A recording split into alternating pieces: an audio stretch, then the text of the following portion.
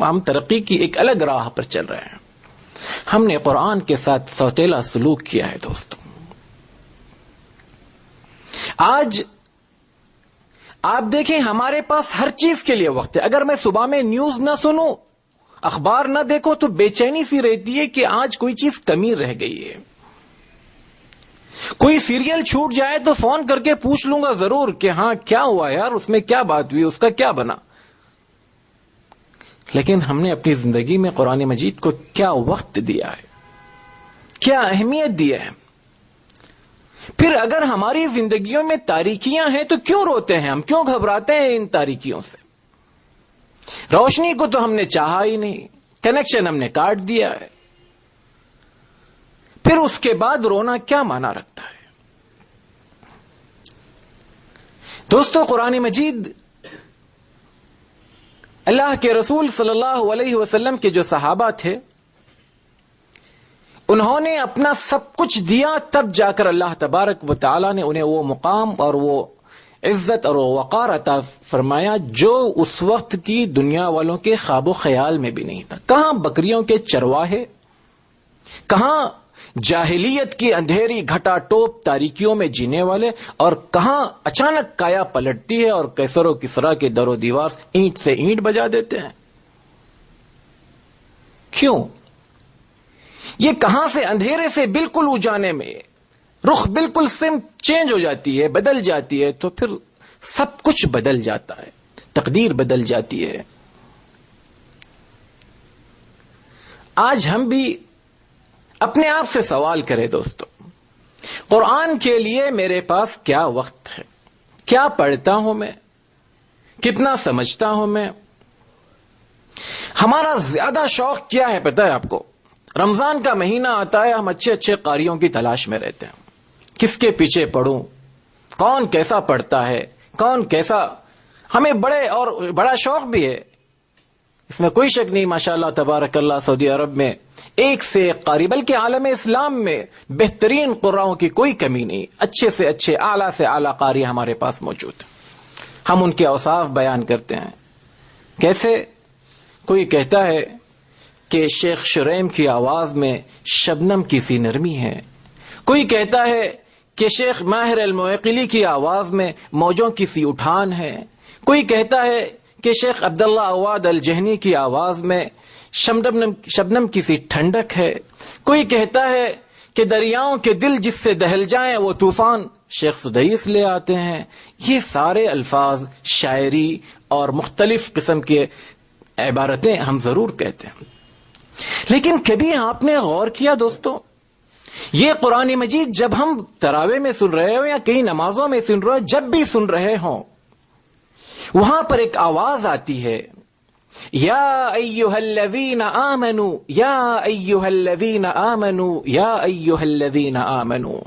یہ کون ہے یا ایھا الذین آمنوا؟ کون سی مخلوق ہے؟ کیا آسمانوں پہ جیتی ہے، خلاؤں میں رہتی ہے، یا کہیں اور ان کے بسیرے ہیں، یا پھر یہ مان لیجئے کہ آپ اس کے مخاطب ہیں یا نہیں ہیں، ہے یا نہیں ہے.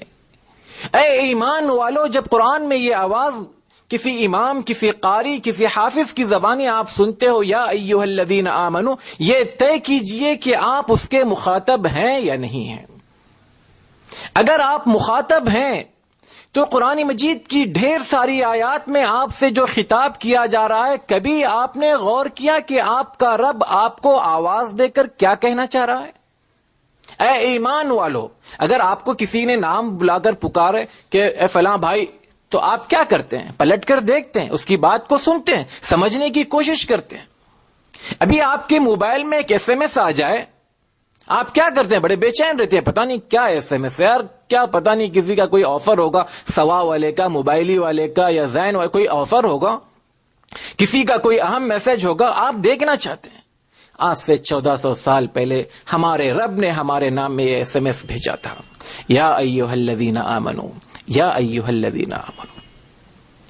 کیا میں مانتا ہوں کہ میں اس کا مخاطب ہوں؟ تو کبھی کبھی میں نے غور کیا کہ اس میں مجھ سے کیا کہا جا رہا ہے، یا پھر آج تک میں نے اس کو تسلیم نہیں کیا کہ میں اس کا مخاطب نہیں ہوں. اگر میں یہ تسلیم کر لوں کہ میں اس کا مخاطب نہیں ہوں، بہت خطرناک موڑ پہ میں کھڑا ہوں. اور اگر میں یہ کہتا ہوں کہ ہاں اس کا میں مخاطب ہوں، پھر بھی آپ نے سمجھنے کی کوشش نہیں کی، یہ تو بہت بڑی مصیبت ہے دوستو. دونوں صورتوں میں ہمارا ایمان ڈگمگا رہا ہے، ہمارے ایمان کو سہارے کی ضرورت ہے. تو یہ قرآن مجید جو ہمارے سامنے ہے دوستو، یہ کل قیامت میں میری اور آپ کی ترقی کا زینہ ہے. اسی کی بنیادوں پر ہماری منزلیں طے ہوگی، اسی کے حوالے سے ہم پہچانے جائیں گے. اللہ کے رسول صلی اللہ علیہ وسلم نے، اللہ تبارک و تعالی نے قرآن مجید میں ایک آیت نازل فرمایا. محمد صلی اللہ علیہ وسلم کو اپنی پوری قوم سے ایک شکایت ہوگی، ایک شکایت ہوگی. اور اللہ کے رسول صلی اللہ علیہ وسلم اپنے رب کے سامنے جب وہ کرسی عدالت پر جلوہ افروز ہوگا تو فرمائیں گے، کیا فرمائیں گے؟ ان قومی هذا اتخذوا یا رب ان قوم اتخذوا هذا القرآن مہجورا. یہ شکایت، یہ کمپلینٹ ہے کہ اللہ یہ میری قوم ہے جنہوں نے قرآن کو چھوڑ دیا. ذرا سوچ کر دیکھیں، ذرا تصور کر کے دیکھیں کہ کرسی عدالت پر کون جلوہ افروز ہے اور شکایت کرنے والا کون ہے. کیا اس کے بعد بھی ہم اس قدر بے فکر ہیں؟ کیا ہوگا؟ آج دوستو زمانہ کتنی ہی ترقی کیوں نہ کر لے، اس کو اپنی اس ترقی میں قرآن مجید کو چھوڑ کر وہ جو بھی ترقی کرے گا وہ ریت کے ڈھیر پہ کھڑا ہے. جو پائیدار حقیقی ترقی ہے وہ اسی قرآن مجید سے وابستہ لوگوں کے ساتھ میں ہے. دنیا چاہے آپ کو جو بھی کہے، دنیا آپ کو جو بھی کہے، لیکن وہ لوگ کامیاب ٹھہریں گے جو اس کتاب کے ساتھ جڑے ہوئے ہیں، جو اس کتاب سے اپنا سب کچھ حاصل کرتے ہیں، اس سے علاج کرتے ہیں، اس سے اپنی زندگی اور آخرت کی کامیابی ڈھونڈتے ہیں، اسی میں اپنا سب کچھ تلاش کرتے ہیں. آج کل اس کے ساتھ ایک اور مذاق ہوتا ہے. ہمارا تمام تر قرآن کے حوالے سے کیا بات بات پر قسم کھانے کے لیے اس کو اٹھانا، یا پھر مختلف چیزوں کے لیے تعویذ بنا کر گلے میں لٹکانا، پٹھوں پر باندھنا، کمر میں لٹکانا. قرآن مجید اس کے لیے تو نہیں آیا تھا. اور بڑے زعم سے، بڑے زور سے کہتے ہیں کہ قرآن نے اپنے آپ کو شفا کہا ہے، ہم شفا کے لیے استعمال کرتے ہیں. ذرا ان عقل کے اندھوں سے یہ پوچھیں کہ قرآن مجید نے صرف قرآن کو شفا نہیں کہا بلکہ شہد کو بھی شفا کہا، شہد کو بھی شفا کہا. کبھی آج تک کوئی عقل مند انسان آپ نے دیکھا جو شہد کی کوئی بوتل یا چھوٹی سی کوئی پیکٹ میں لٹکا کر کہیں گلے میں یا ہاتھ پہ لٹکایا؟ لٹکا لو اس کو بھی نا. ارے بھائی جب یہ شفا ہے اور تم نے اس کو لٹکانے سے اگر وہ علاج ہوتا ہو تو آپ شہد کو بھی لٹکا لیجئے، اس سے بھی علاج ہو جائے گا. وہاں تو آپ نہیں مانتے، یہاں کیوں مان لیتے ہو؟ تعویذ، قرآن نے تعویذ کہا ٹھیک ہے، لیکن کیا کہا قرآن نے؟ قل، کیا کہا قرآن نے؟ قل، پڑھو. علق نہیں کہا، پڑھو. تعویذ کیا چیز ہے؟ پڑھنے کا نام ہے، یہ پڑھی جانے والی چیز کا نام ہے. آپ پڑھو گے تو اس کا فائدہ ہوگا، لٹکاؤ گے تو اس کا فائدہ نہیں ہوگا. گھروں میں بڑے شوق سے ہم لگاتے ہیں، چند آیات لگا کر ہم سمجھتے ہیں کہ ساری برکتیں ہمارے گھر میں نازل ہوگی. حرام حلال کا سب کھاتے رہیں، یہ سمجھ رہے ہیں کہ دیکھو ان آیات کی برکت ہے. اگر ان آیات کو گھروں میں لٹکانے سے یہ برکت جو ہم سمجھ رہے ہیں آنی ہوتی تو میرا رسول صلی اللہ علیہ وسلم جس گھر میں 23 سال تک قرآن مجید نازل ہوا وہاں پر کبھی فقر و فاقہ نہیں ہوتا، وہ بھی محلوں میں جیتا. آج 4 آیات کے لٹکانے سے میرے گھر میں برکت آ رہی ہے، اور 23 سال تک جس گھر میں قرآن نازل ہوا ہو وہ انسان فقر و فاقی میں زندگی گزارے، 2 ماہ تک جس کے گھر میں چولہا نہ جلے وہ تو فقر و فاقے میں رہے اور ہم عیش و عشرت میں رہے۔ یہ عجیب بات ہے، ہم بہت آگے نکل گئے، بڑے ایڈوانس ہو گئے ہم لوگ۔ تو دوستو، قرآن مجید صرف اس لیے نہیں ہے کہ ہم اس کے ساتھ اس قسم کا کوئی طریقہ یا کوئی رویہ یا کوئی سلوک اپنائیں۔ آج ضرورت ہے اس بات کی کہ قرآن مجید کی طرف آیا جائے۔ آپ یقین کریں گے آج مغربی دنیا اس قرآن مجید کی ایک ایک آیات پر ایمان لا کر نہ جانے ان کے دلوں میں کیا انقلاب آ رہا ہے، اور یہ کوئی نئی بات نہیں ہے۔ چھوٹی چھوٹی آیات، چھوٹے چھوٹے تجربات، چھوٹی چیزوں پر ان کا ایمان، ان کا یقین اس قدر بلند ہو جاتا ہے کہ پھر وہ کہاں سے کہاں پہنچ جاتے، اور ہم پیدائشی مسلمان ہیں، جہاں تھے وہیں ہیں۔ آج بھی ہم یہی سمجھتے ہیں کہ قرآن مجید یہ مولویوں کے لیے ہے، یہ مسجد کے محراب کے حد تک ہے، یا رمضان میں کبھی ٹھیک ہے پڑھ لیں گے، ایک قرآن رمضان میں ختم کر لیں گے، یا پھر ضرورت پڑتی ہے تو جو ہے کبھی مرنے والے کے پاس، کبھی بیمار کے پاس، یا کبھی اور کسی کام کے لیے ہم اٹھا لیتے ہیں۔ اس وقت ہماری روحیں حقیقی معنوں میں اندھیروں میں بھٹک رہی ہے۔ ہماری روحوں کو اسی وقت سکون اور چین ملے گا جب ہم اسے روشنی دیں گے، اور وہ روشنی کا تمام تر منبع اور مصدر اللہ تبارک و تعالی کی کتاب۔ اس کتاب کے حوالے سے ہمیں بہت سنجیدہ ہونا ہے۔ اس کتاب کے حوالے سے ہمارا کچھ نہ صحیح، پہلا قدم تو یہ اٹھنا چاہیے کہ میں قرآن مجید کو آج سے پڑھنا سیکھ لوں۔ آپ اپنی عمر کو مت دیکھیں کہ آپ کی عمر کیا ہے۔ اللہ کے رسول صلی اللہ علیہ وسلم کے صحابہ کی عمریں اس وقت کیا تھیں؟ 35 40 50 60 سال تھیں۔ پڑھا انہوں نے، نہیں شرمایا، بلکہ آج بھی اس زمانے میں، اس سال میں ایسے آپ جا کر دیکھیں، حلقات تحفیظ القرآن الکریم کی جو رپورٹ ہے اس میں 70 سال کی ہماری بوڑھی مائیں بھی آج بھی تحفیظ القرآن کریم کے حلقات سے منسلک ہیں، حفظ کر رہی ہیں، اپنی نواسیوں اور پوتریوں کے ساتھ جاتی ہیں۔ میرے لیے کیا رکاوٹ ہے یار؟ ہم جب اپنی دنیا حاصل کرنے، اگر آپ کو کل اجباراً کہا جائے کہ آپ یہ سیکھو ورنہ آپ کی تنخواہ یا آپ کی نوکری چلی جائے گی، دیکھیں ہم لوگ کس طرح سے پلٹ کر آتے ہیں پھر اس کو۔ آج جو عربی ہم زبانی بولتے ہیں، اگر یہی کہا جائے کہ نہیں آپ کو وہ یہ عربی نہیں وہ عربی بولنا ہے، یہ نہیں وہ سمجھنا ہے، تو کیا کریں گے ہم لوگ؟ ٹیوشن لگائیں گے، کسی پڑھانے والے کے پاس جائیں گے، سمجھنے کی کوشش کریں گے۔ تو کیوں نہیں ہم اپنی روح کی تسکین کے لیے آج سے خود اپنے طور پر، اختیاری طور پر ہم اس کو قبول کرتے، اور اس کے لیے کم از کم یہاں کا ماحول، یہاں کا معاشرہ بڑا سازگار ہے۔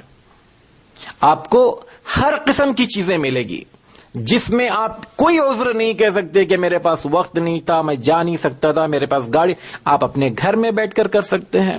آپ کے پاس اگر کوئی مختصر سے اخراجات اگر آپ کرتے ہیں تو اس میں بہت ساری چیزیں آپ کے پاس گھر میں سیکھنے کو ملے گی، کسی سے آپ گائیڈ کر سکتے ہیں، اور اس طرح سے یہ کام آپ کا بہت آسان ہو سکتا ہے۔ ضرورت صرف اس بات کی ہے کہ ہم اس میں سنجیدہ ہو کر کچھ کرنے کی سوچیں اور واقعی میں اس کے لیے وقت دیں۔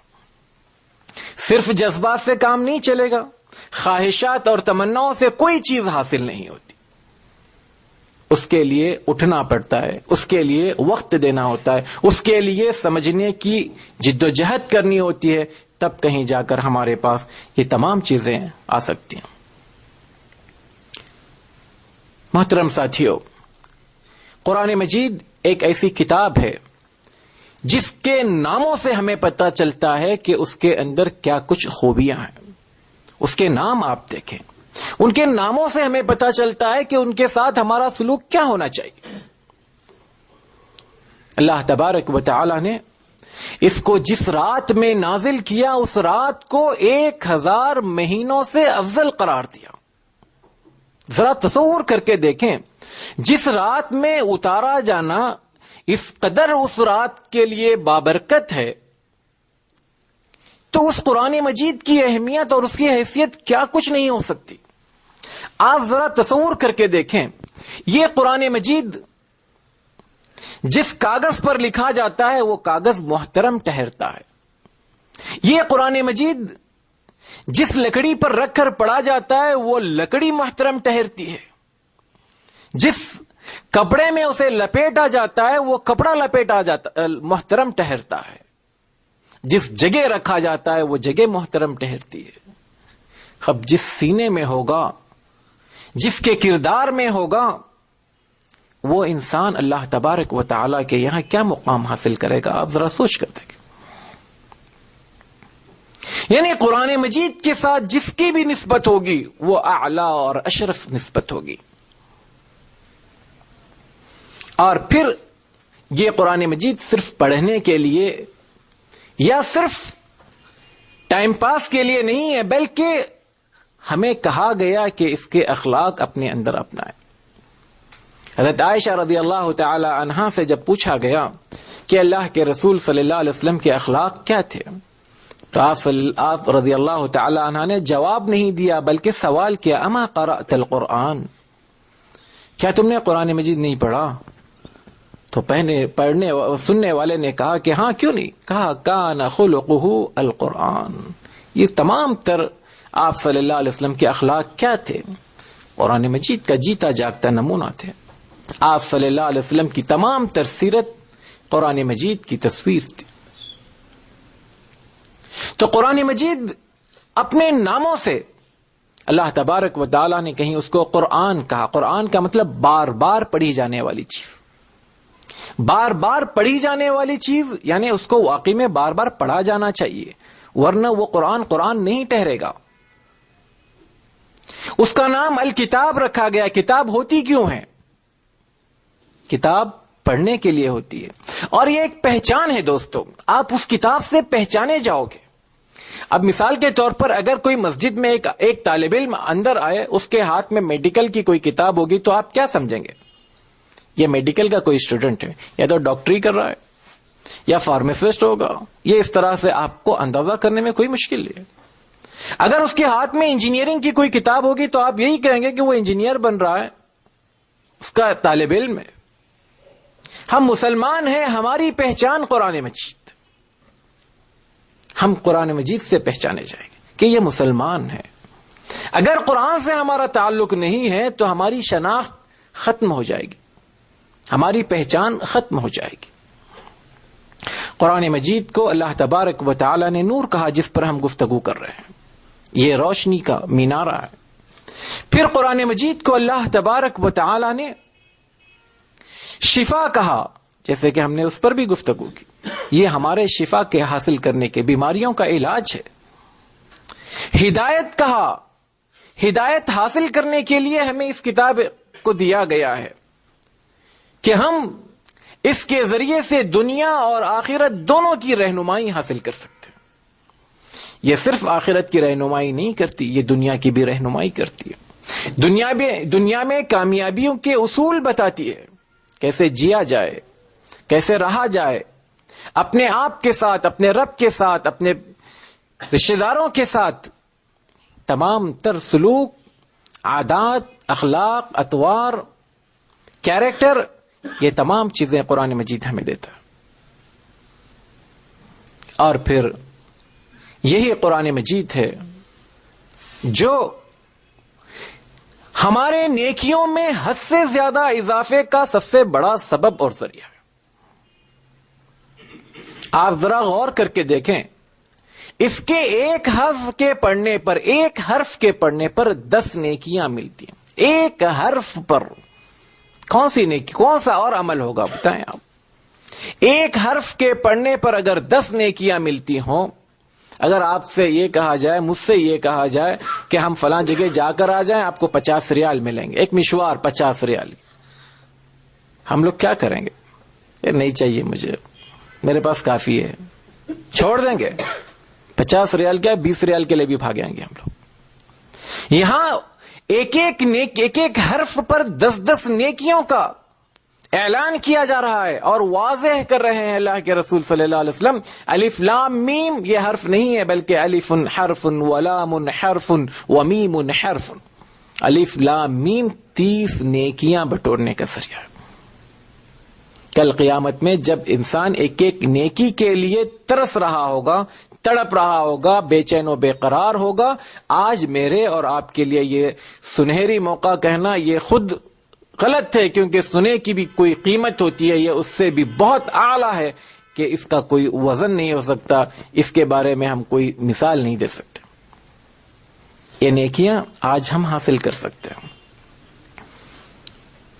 تو آئیں ہم اپنے آپ سے کوئی عہد کریں، کوئی وعدہ کریں، کچھ ایسا ارادہ کریں کہ ہم قرآن مجید کو اپنا وقت دیں گے.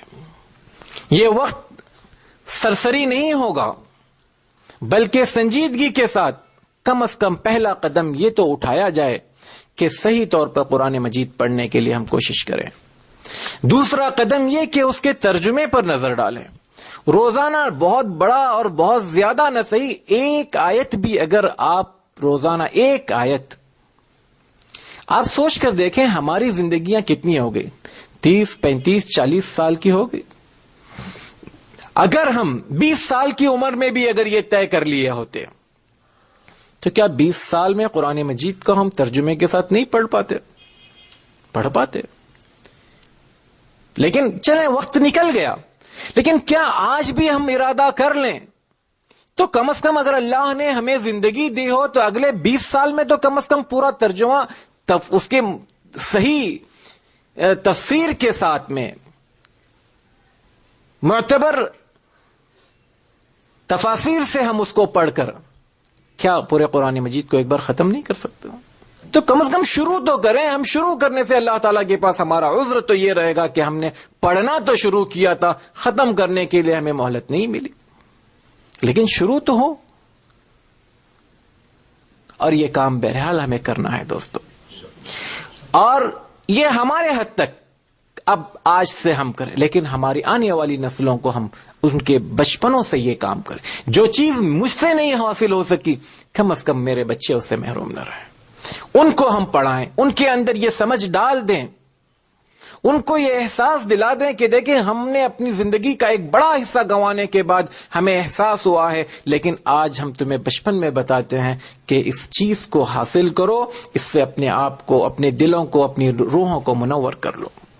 یہ ایک قدم ہے جس کا اجر و ثواب آپ کو ہمارے مرنے کے بعد بھی ہمارے نام اعمال میں جاری رہے گا، اور ان کی اصلاح خود ہمارے لیے باعث مغفرت اللہ تبارک و تعالیٰ کے یہاں اجر و ثواب کا ذریعہ بنے گا. تو چند ایک باتیں تھیں جو قرآن مجید کے حوالے سے، جیسے کہ میں نے کہا اللہ تبارک و تعالیٰ نور کا منبع اور مصدر ہے، اور اللہ تبارک و تعالیٰ نے ہی اس دنیا میں مختلف چیزوں کے ذریعے ہمیں منور کرنا چاہتا ہے. اس میں پہلی چیز تھی یہی قرآن مجید. ابھی اور 2 باقی چیزیں ہیں، انشاءاللہ ہم اس کو آئندہ ہفتے کے لیے رکھتے ہیں. وآخر دعوانا الحمدللہ رب العالمین. السلام علیکم ورحمۃ اللہ وبرکاتہ.